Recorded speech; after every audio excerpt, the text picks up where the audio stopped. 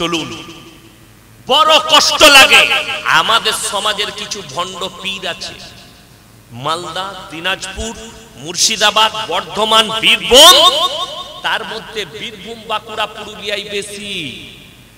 কেন?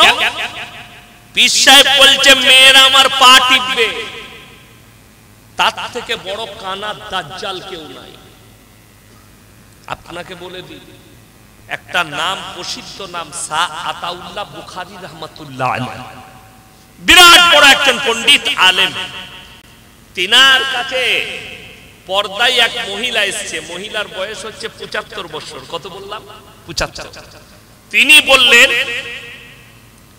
मैं आपके सामने आना चाहती। क्यों?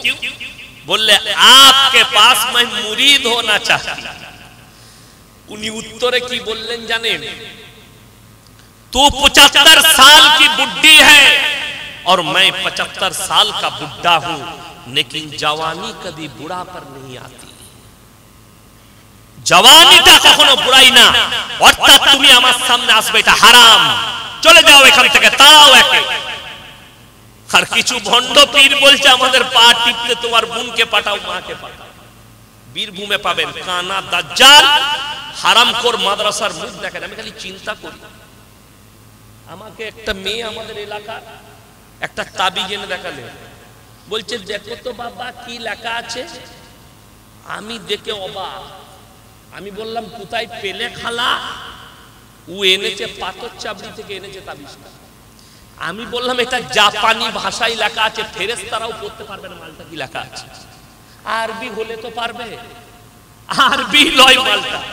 যে লিখেছে মাদ্রাসার মুখ দেখেন, আমাদের বর্ধমানে আছে, ডাব গাছের শিকড় ভরে দিচ্ছে হারামখোর মাদুলিতে। তাকে জিজ্ঞেস করছে বাবা এটা কিসের শিকড়? সে তখন বলছে আমি স্বপ্নে পেয়েছি। ডাব গাছের শিকড় স্বপ্নে পেয়েছে, ওকে ঝাঁটা মারার লোক আছে। এর থেকে বড় শিরকি কাজ আর কিছু আছে? আপনি খোঁজলেন, যারা আমাকে মনে করে এই মৌলবীটা পীর বিরোধী, আমি পীর বিরোধী, আমি সিস্টেম বিরোধী। তোমার সিস্টেমের ভুল। পীর মানে হচ্ছে বয়োজ্যেষ্ঠ মানুষ, ভালো মানুষ। আমার কাছে আমার পীর হচ্ছে আমার আব্বুজি। তার থেকে বড় পীর কেউ আছে বাপের থেকে? নাই। কিন্তু বড় কষ্ট লাগে, আমাদের এক শ্রেণীর মানুষ বলছে পীর যদি কেউ না মানে সে জান্নাতই পাবে। ঠিক বললাম না ভুল বললাম? এই কেনে একটা আমার প্রশ্ন, যে পীর যদি না মানে, পীর না মেনে আল্লাহকে পাওয়া যাবে না যাবে না? কথা বলে না? পাওয়া যাবে। যদি বলেন কেন, কেমন করে, এটা সাইডে রাখলাম, এর উত্তর আমি লাস্টে দেব। কখন দেব? লাস্টে দেব।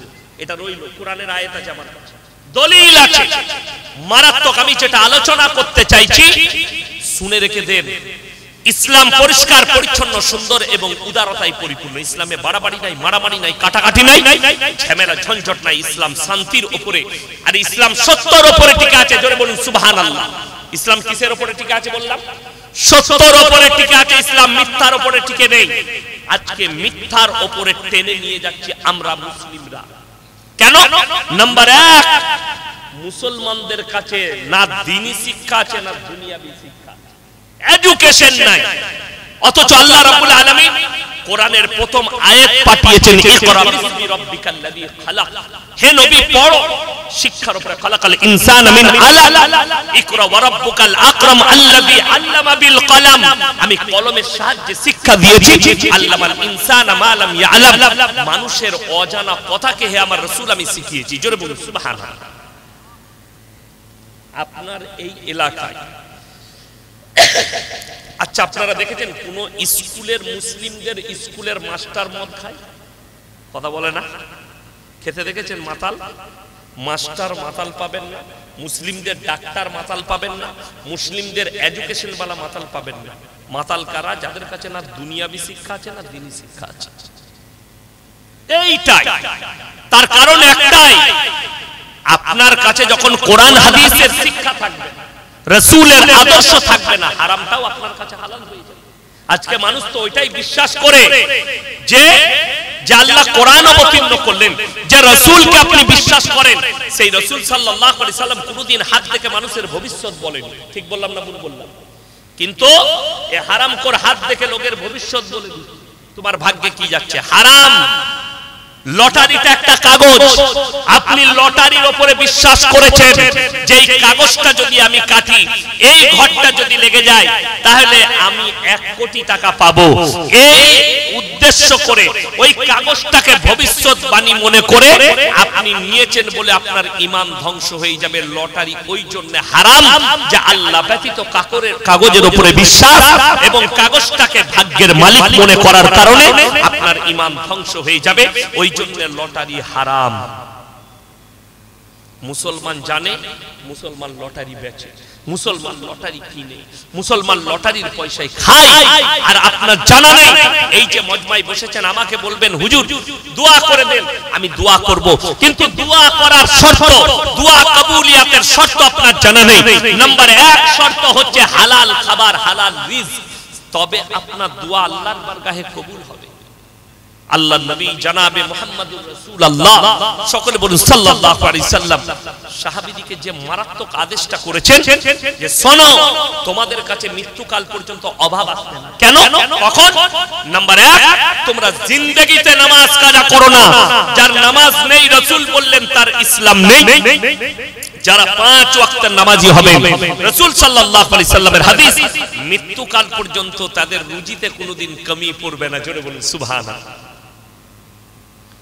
রুজি মানে আপনি কি বুঝতে পেরেছেন? কোটি টাকার মালিক, কোটি টাকা যার আছে সে সুখে খায়, যার টাকা সে থাকে সে সুখী, এটা ভুল কথা। এই কিছুদিন আগে পৃথিবীর একজন ধনকুট, কি নাম তার যেন ভুলে যাচ্ছে, বিল গেটস নাকি, তার ডিভোর্স হয়েছে। টাকার অভাব নাই, টাকার পাহাড়, বিবির সঙ্গে সম্পর্ক ছিন্ন। অমিতাভ বচ্চনের টাকার কমি আছে, পেপার লিখছে, মোবাইলে ফেসবুকে পোস্ট হচ্ছে, তিনার বৌমায়ের সম্পর্ক ছিন্ন হচ্ছে, বেটার সাথে ডিভোর্স হবে, আলাদা, টাকার গদিতে শুয়ে আছে, বোম্বের ভারতে দামি শহরে বাস করে। হাই রে মুসলমান, আপনি ভাবলেন টাকায় সুখ পাওয়া যায়? যদি টাকায় সুখ পাওয়া যেত, ইমামদের দস্তরখানে খাবার যুক্ত না, ইমামদের ঘরে অভাব যেত। ঠিক কিনা কথা বলেন? সব থেকে কম বেতন ইমামদের। ঠিক বললাম না ভুল বললাম? কিন্তু রাসূলের হাদিস, আল্লাহর রাস্তায় দিনের পথে যারা থাকবে, আল্লাহ মৃত্যুকাল পর্যন্ত ইজ্জতের রুজি দান করবেন। জোরে বলুন সুবহানাল্লাহ।